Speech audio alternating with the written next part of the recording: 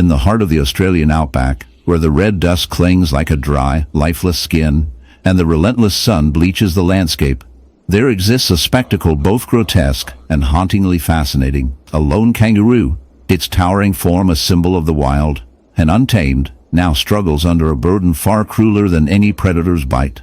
Upon its side, there festers a horrific wound, a swollen, buzzing hive embedded deep within flesh, pulsating with the relentless life of thousands of venomous bees. At first glance, it's hard to believe this could be nature's hand at work. Yet here it is, an unnatural infestation that paints a gruesome portrait of survival turned nightmare. This is not just a wound. It's an ecosystem of decay, a living, breathing hive festering in the muscle and sinew of one of the outback's most iconic creatures. The skin around the hive is torn and raw, a grotesque tapestry of swollen, inflamed tissue, oozing with a sticky amalgam of infected pus and honey that gleams ominously under the harsh sunlight. The bees, as if presiding over a macabre kingdom, swarm relentlessly, their legs and wings working in perfect hive-mind synchronization to maintain their invasive colony. Their tiny bodies glisten with resin and wax, constructing combs directly into the wound, a bizarre marriage between insect architecture and mammalian flesh. What you see here is the dark underside of a relationship usually reserved for pollination and nurturing, a parasitic takeover where the bees have, through some cruel twist of fate or ecological imbalance, chosen a kangaroo's body as a host rather than a flower. The scenario unfolds in nightmarish detail. Each sting delivers a double-edged venom that causes pain, swelling, and tissue necrosis, turning what should be a shield of skin into a festering field for honeycomb construction. The bees latch on with brutal determination, their barbed stingers embedded deep, defying the animal's attempts to dislodge them.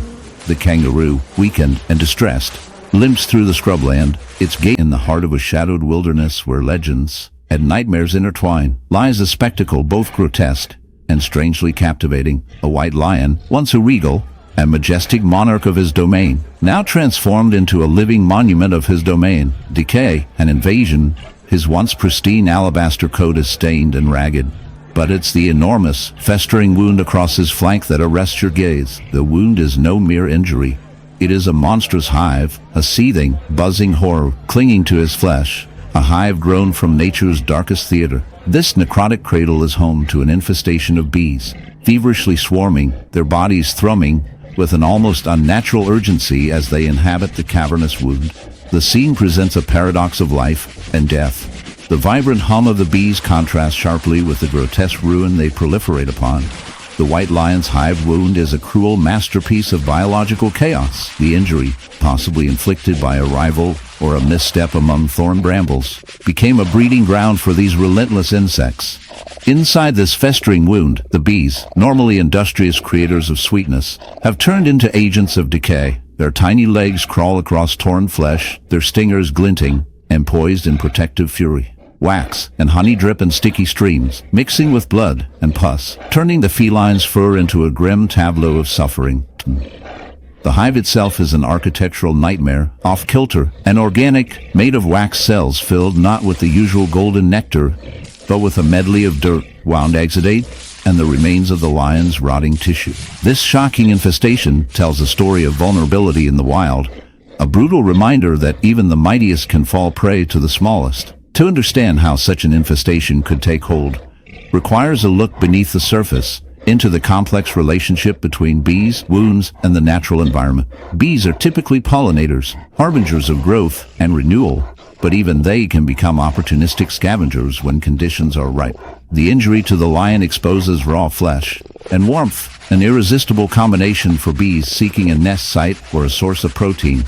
In the shadowed corner of a sun-baked pasture, where the air seems thicker with a mingling of decay and nature's relentless persistence, lies an ox profoundly marred by a grotesque wound, a sprawling hive of bees embedded deep within its flesh. This isn't merely an injury. It is an unsettling testament to the convoluted dance between survival and suffering. The beast's broadside, once a smooth canvas of muscle and hide, now carries a ravenous colony of insects. These relentless tiny invaders have excavated a nest that blooms like a malignant tumor, pulsating with the uncanny life of thousands of buzzing bodies. The wound exudes an unsettling mixture of pus, honey, and dirt, a sickly sweet stench curling around the ox's labored breathing. The gore-streaked bees swarm incessantly, their wings shimmering with a spectral, sickly glow under the unforgiving sun, while the wound oozes the peel of death, slowly eroding flesh beneath the scabbed fortress of wax and venom. What we witness here is not simply a case of infection, but a bizarre parasitic takeover, a hive built not in the hollow of an ancient oak, or the cozy crevice between rocks, but in living, raw meat. This bee infestation is a disturbing twist on natural instinct. The bees, usually heralded as diligent workers of pollination and honey crafting, have turned their craft into a barbaric siege.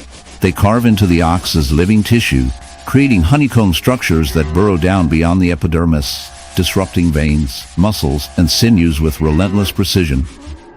Their stingers, filled with venom designed to deter predators, now serve a grotesque new purpose, defending their living home with pitiless aggression. Each sting implants venom that exacts. In the frozen wastelands of the Arctic, a monstrous spectacle unfolds. A polar bear, once the emblem of majestic isolation and raw power, now lies a ghastly testament to nature's dark underbelly. Its once pristine white fur is marred by grotesque writhing masses, snakes slithering in and out of a festering wound that defies the frozen purity around it. These serpentine invaders, alien to this icy realm, have transformed the proud predator into a nightmarish hive of parasitic infestation. This shocking image turns the familiar polar bear into a vessel of decay, its flesh a battleground between predator and parasite, a living horror story etched in scales and slime.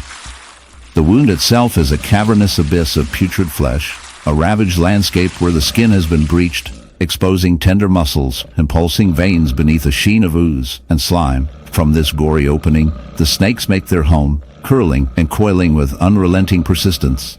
They burrow beneath the surface, embedding their slick bodies into the bear's tissues, feeding off its blood, injecting venom, and multiplying in an unholy symbiosis. These reptiles are not native to the Arctic's frozen deserts. Their presence here is a macabre shift, possibly a consequence of disrupted ecosystems and shifting climates, which now usher warm-blooded horrors into an environment previously unreachable. The snake infestation is an intricate parasite-host relationship, but it is grotesque beyond mere biology. The cold that should preserve the bear's sanctity instead allows this infestation to fester. Beneath the serene gaze and fluffy facade of the panda lies a grotesque tableau, rarely witnessed by untrained eyes. Imagine a peaceful forest clearing, where a gentle giant shuffles unknowingly into a nightmare of its own making. Upon its thick, black and white fur, a festering wound festoons the creature's back, not just any wound, but a horrifying hive of bees, buzzing with relentless fury. This shocking symbiosis between animal and insect disrupts the natural rhythm, revealing a disturbing tale etched in wounds and endless stings. The once majestic bamboo eater now struggles beneath a stinging siege, a literal infestation that gnaws away at its vitality. In the damp shadows of the panda's fur, thousands of bees have taken residence, their tiny bodies crawling like a living rash over inflamed flesh. This isn't a garden variety hive hovering on a branch. It is an invasion, a brutal occupation of skin and muscle. Their venom, injected with every sting, causes swelling and a burning, raw agony that twists the panda's body into tortured spasms. The hive's foundation is woven into the wound, waxy combs built layer upon layer, oozing an unsavory mixture of pus and honey. The bees' purpose is clear. They are survivors exploiting.